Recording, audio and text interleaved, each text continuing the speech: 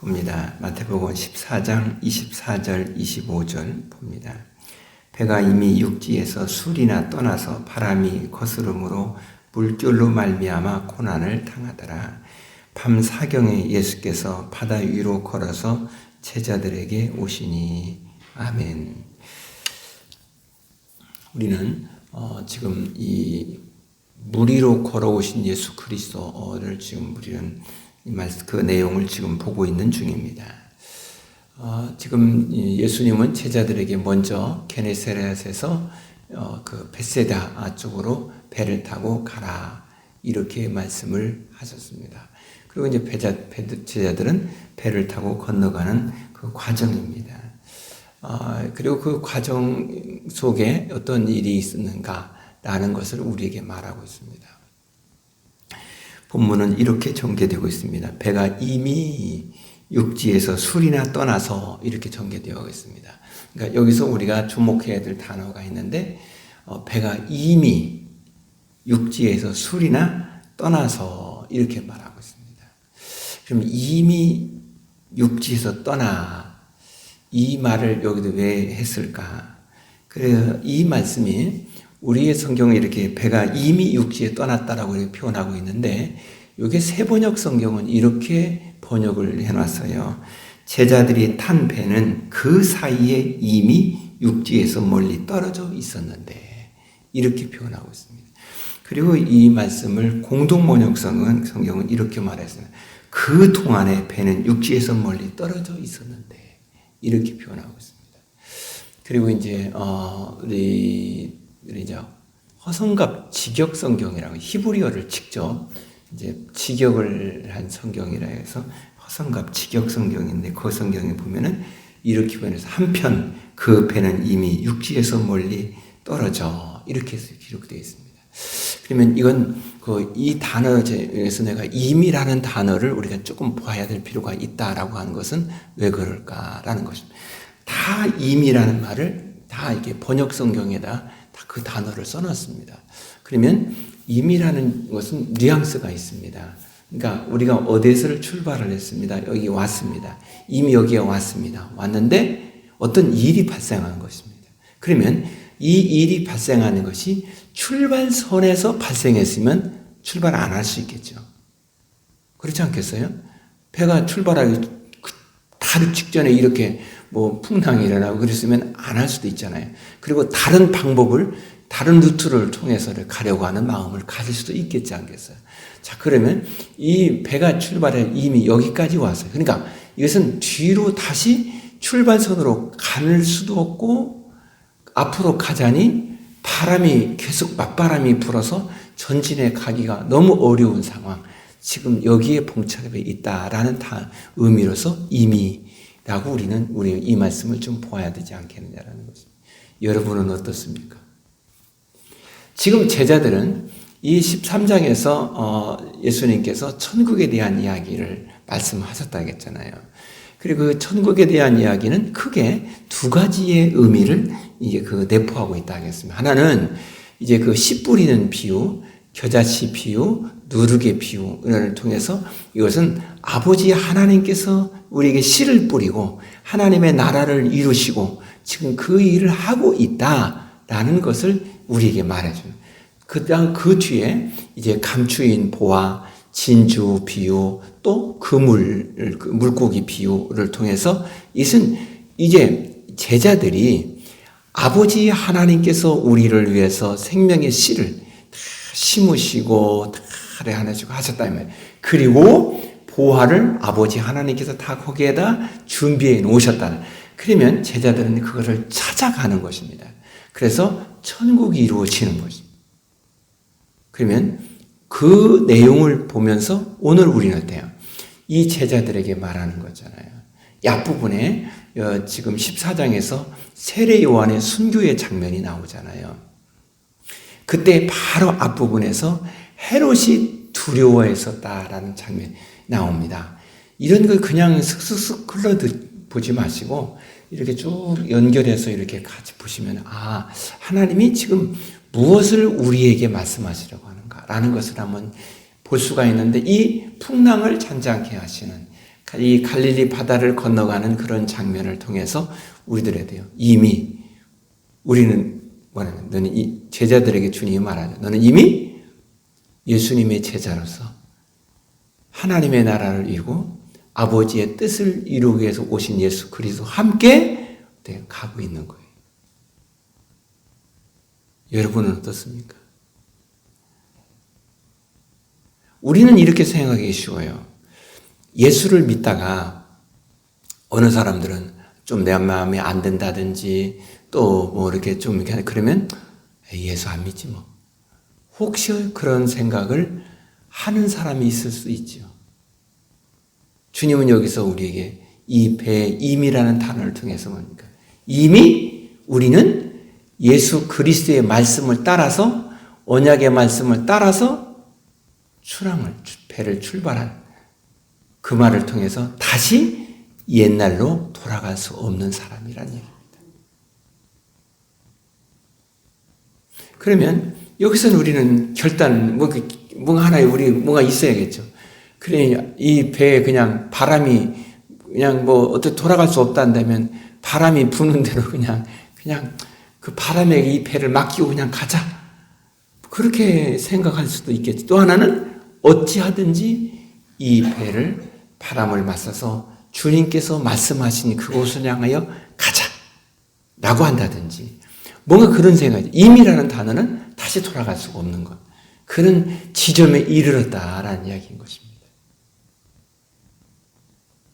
그럼 우리는 먼저 이 말씀 보면서 우리의 생각 속에 다시 우리는 옛날로 세상으로 돌아갈 수가 없는 사람이에요. 우리 그렇게 생각해야 돼. 왜? 세상으로 돌아가면 거기에 누가 있어요? 헤롯이 있거든요. 헤롯이 있어요. 거기는 죄가 있어요. 거기에는 그동안의 나를 사망으로 끌고 가는 어둠의 주관자가 나를 계속해서 잡고 계속해서 사망으로 끌고 가려고 하는 그게 있단 말이죠. 그게 거기 있단 말이죠. 그렇다면 우리가 힘들어 주님이 말씀하신 주님이 언약하신 그 언약을 말씀을 믿고 믿음으로 가는 길, 이것이 오늘 임이라는 단어를 통해서 우리가 먼저 찾아서 우리가 묵상해야 될 중요한 내용이 아니냐라는 것입니다. 그렇습니다. 우리는 다시 세상으로 돌아갈 수가 없는 사람입니다. 예수 그리스도와 함께 가는 사람, 주님의 말씀을 따라 가는 사람이라는 것입니다. 자, 그러면 여기에 보면 이렇게 말을 하고 있습니다. 배가 이미 육지에서 이렇게 떠나 있습니다. 멀리 떨어져 있습니다. 자, 그런데 이때에 지금 제자들은 배를 타고 가고 있어요. 아마 출발할 때에는 순풍에 돛을 나듯이 아주 이렇게 조용하게 잘 출발을 잘 했겠지요? 그렇지 않겠어요? 그런데 이런 일이 만난 거죠. 그런데 앞에서 예수님은 제자들을 보내고 어때요? 산에 가서 기도하셨다. 이걸 지금 제자들에게 이야기해 주는 거죠. 주님이 말씀했습니다. 그리고 그 주님은 말씀하신 그대로 지금 가고 있는 제자들을 위해서 기도하고 계시다. 그래서 지금 이 임이라는 단어는 또 하나 우리에게 주고 있는 것이 이런 의미죠. 제자들은 그저 배를 타고 가면 된다고 생각을 하고 있는 거예요. 가면 되죠. 왜? 주님이 말씀했으니까. 그런데 그때 똑같은 시각이 장소만 다를 뿐인데 이 제자들은 배를 타고 가고 있는 것이고 예수님은 그 똑같은 그 시각에 기도하고 있었습니다. 지금 우리에게 지금 이 제자들이 그러면 이 배를 타고 가면 거기서 기도해야지. 이걸 막 체근하려고 하는 말로 이렇게 보아야 되느냐? 그게 아니라 이것은 하나의 우리에게, 이 제자들에게 중요한 교훈적인 성격이 담겨 있죠. 주님이 말씀하신 그 말씀을 따라서 가는 것입니다. 주님은 제자들을 부를 때 이렇게 말합니다. 너는 나를 따라오너라. 내가 너로 사람을 낳는 어부가 되게 하겠다. 주님이 약속하신 언약입니다. 주님은 그 언약을 이루어 주십니다. 그런데 그 가는 과정에서 예수님은 기도하는 장면을 지금 여기에서 우리에게 말해주고 있습니다. 똑같은 시간입니다. 그래서 배가 이미 육지에 술이나 떠나서, 그래서 임이라는 말 이렇게 했습니다. 그리고 공동번역 성경에는 그 동안이라는 말을 썼고, 제자들은 그 세번역 성경은 제자들 탄배는 그 사이에 라고, 직역 성경에는 한편이라는 단어로, 이건 뉘앙스가 같은 뉘앙스잖아요. 예수님은 혼자 남아서 기도하고 있습니다. 자, 주님은 여기에서 이 본문은 우리에게 한 가지 질문을 던집니다. 여러분, 우리 주님께서 맡겨진 그 길을 가려고 할 때 어때요? 현실적으로 열심히 땀 흘리며 수고하고 그 일을 이루기 위해서 열심히 노력하는 것, 그것과 기도하는 것, 어느 것이 현실적으로 나아 보입니까? 어느 것이 현실적으로 더 우리에게 득이 되고 좋아 보입니까? 일반적으로 우리는 열심히 이거 주님의 뜻이야, 주님이 말씀하신 말씀을 이루어가는 거야 하면서 그 일을 위해서 열심히 땀 흘리고 수고하는 것, 이것이 우선적이 되어져 보여지고, 그리고 그것을 우리가 잘 해야 된다라고 우선 생각할 수가 있습니다. 주님, 우리는 지금 그것을 부정하려고 하는 것이 아닙니다. 그런데 그 시간에 주님은 기도하고 있습니다. 그러면 오늘 주님을 믿고 주님을 따르는 주님의 제자들은 현실적으로는 그것이 우선 급하게 보여져도 기도가 우선입니다. 주님의 은혜를 구함이 우선입니다. 하나님의 말씀을 따름이 우선입니다. 그러면 이 말씀이 24절에서 이렇게 말하는 것을 어떻게 우리는 이 성경을 통해서 우리가 찾아볼 수 있느냐라는 것입니다. 그것은 25절에 그것을 우리에게 딱 담아서 우리에게 말해주고 있습니다. 본문에 이렇게 말합니다. 아니, 이 풍랑, 이미 배가 육지도 술이 떠나서 지금 물결을 말미암아서 이 고난을 당하고 있습니다. 이게 출발할 때부터 물결이 그렇게 일어나는 것은 라고 볼 수는 없잖아요. 중간에 물결이 일어났다고 볼 수 있잖아요. 그런데 지금 그 시간이 밤 사경이다라는 것입니다. 자, 그러면 성경을 보면 시간을 말하는데 그 시간을 재는 것이 여러 가지 이렇게 예수님이 십자가 못 박혀 죽으시는 시간, 또한 예수님이 사마리아 여인을 만나서 물 길어 오는 여인 그 시간, 그 여러 가지가 있잖아요. 그렇죠?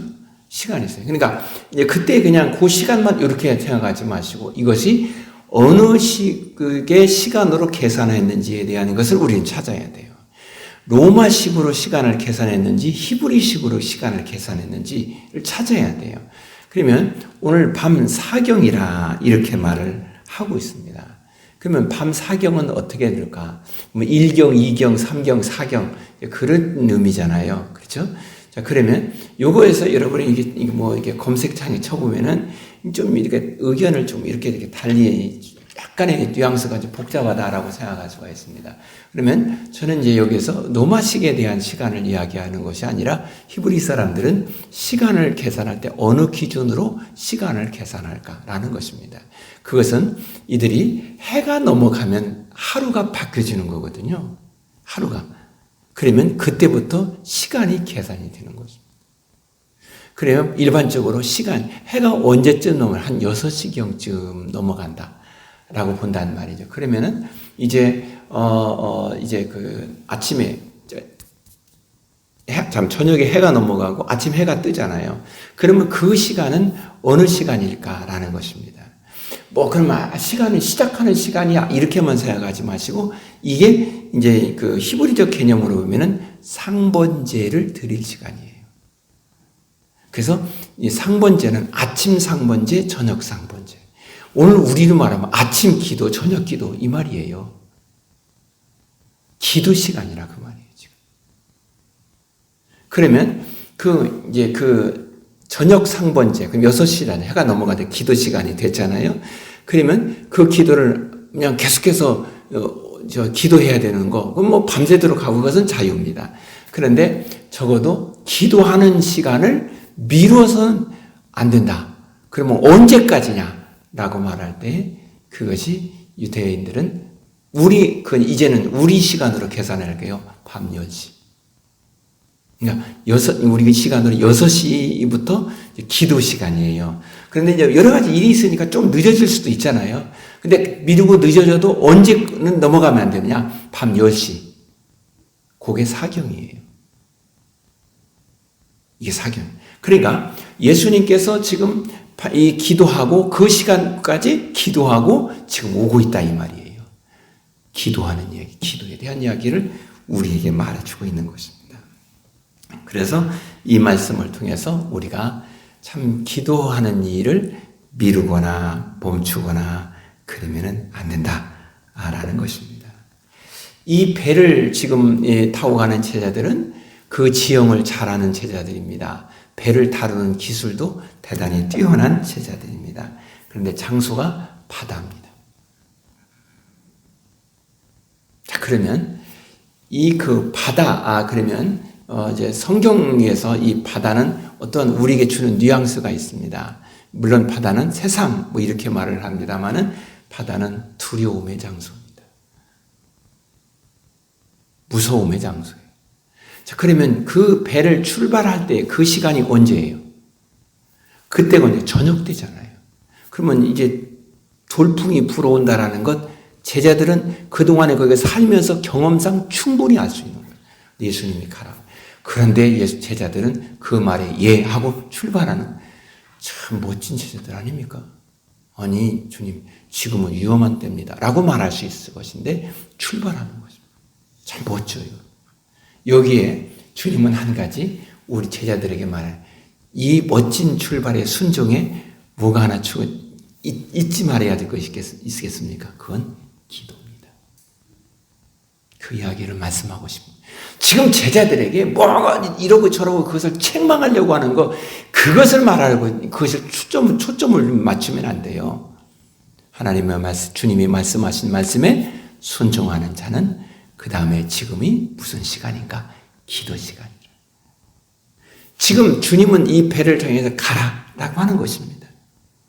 그런데 이 기도하라는 그 기도는 주님이 말씀하고 말씀하지 않고가 그것이 먼저가 아니라 이것은 이미 오래전부터 성경에서 저녁 상번제 기도하는 시간이라는 것은 하나님이 이미 말씀하신 거예요.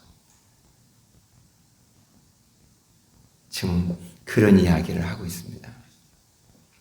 근데 그곳이 어디를 칭하고 있냐? 바다라는 것입니다. 그래서 성경은 이 바다를 이야기할 때 두려움의 장소로 성경을 이야기하고 있는 것을 봅니다. 이래서 이사야 27장 1절 말씀은 이렇게 말해요. 그날에 여호와께서 그의 견고하고 크고 강한 칼로 날랜 뱀 니오야단 곧 꼬불꼬불한 뱀 니오야단을 벌하시며 바다에 있는 용을 죽이시니라. 이렇게 말을 합니다. 그리고 또 한 것은 이제 하박국에 보니까 3장 15절에 주께서 말을 타시고 바다 곧 큰 물의 파도를 밟으셨나이다. 이게 바다. 이 말은 두려움의 장소라. 바다는 편안함과 이동하기에 편리함을 제공해주는 장소이기도 합니다. 그런가 한편으로는 두려움을 주는 장소이기도 합니다. 그곳이 세상입니다. 주님은 그곳을 향하여서 제자들에게 가라는 것입니다. 우리가 살아야 될 삶, 우리가 복음의 말씀을 이루어야 따라서 순종해야 될 곳, 그곳은 세상입니다. 그 세상은 한편으로는 우리에게 즐거움을 주고 우리에게 삶의 보람을 주고 우리의 삶의 기쁨을 주고 어떤 성취감을 주고 하는 그러한 것이 될 수 있습니다. 그런가 하면 한편으로는 세상은 어때요? 우리 영적으로 보면 싸움의 장소입니다. 두려움을 이겨야 될 장소, 염려와 근심을 이겨야 될 장소이기도 합니다. 주님은 그곳에 제자를 놓았습니다. 그런데 여기에서 우리가 가져야 될 중요한 생각은 나 혼자 있는 것이 아니라 주님이 지금 기도하고 있다는 사실. 나를 위해서 기도하고 있다는 것입니다. 나를 위해 지금 주님이 응원하고 있다는 사실. 이것이 오늘 우리의 믿음이 되기를 축복합니다. 그게 중요하잖아요. 그래서 본문은 이렇게 말합니다. 25절 말씀에 밤 사경에 예수께서 바다 위에 걸어서 제자들에게 오시니 그렇게 말합니다. 이 오시니라는 말 헬라어 렐센이라는 말인데 이게 뭐냐면 그가 오셨다 이 말인 것입니다. 그가 오셨다. 자, 풍랑이 일어났습니다. 지금 어찌할 바를 모르고 있습니다. 그걸 극복하기 힘들어하고 있습니다. 근데 본문은 그가 오셨다 이 말이에요. 그 뒤에 보면 제자들은 유령이라고 하잖아요. 그럼 어쨌든 간에 그가 오셨다라는 것입니다.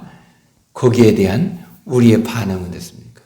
지금 내가 어려움을 겪고 있어요. 지금 힘들고 있어요. 그런데 그분이 주님이 내게 오셨어요. 오셨어요. 그러면 나는 그 주님을 기대하고 주님을 믿고 주님을 바라보는 것이 내 환경과 상황을 바라보는 것 이게 앞서야 될 것입니다. 주님을 바라보는 믿음이. 제가 괜히 2절을 했어요. 1절만 해야 되는데 욕심인 것 같았어요. 사랑하는 여러분, 오늘 우리는 25절의 말이에요. 오시니라는 말, 그가 오셨다라는 것. 이 말은 큰 뉘앙스가 있습니다. 지금 이들은 로마에 있습니다. 또 한편으로는 죄 가운데 있습니다. 우리 모두는 죄 가운데 헤매고 죄 가운데 두려움에 빠져 있습니다. 그런데 이 25절 말씀이 우리에게 오시니 그가 오셨다 이 말이죠. 그가 오셨다. 그럼 나는 오신 그분을 바라보는 거. 그리고 나는 내가 세상에 살면서 사람들에게 모든 사람에 보여줘야 될 중요한 믿음의 태도가 뭐냐? 그가 오셨다라는 거예요. 오셨다라는 얘기는 놀러 온 건 아니잖아요. 목적이 있잖아요. 그 목적이 이 풍랑을 만나 고통 가운데 있는 제자들을 구원하시기 위해서, 죄의 늪에 빠져서 절망 가운데 있는 자들을 구원하기 위해서 그가 오셨습니다. 그분이 우리를 위해 기도하십니다. 그분이 지금 내게 오셨습니다. 그렇다면 나는 오늘 오신 주님과 함께 살아가는 복된 은혜로움의 기쁨과 샬롬이 여러분에게 있기를 주님의 이름으로 축복합니다. 기도하겠습니다. 전능하신 하나님,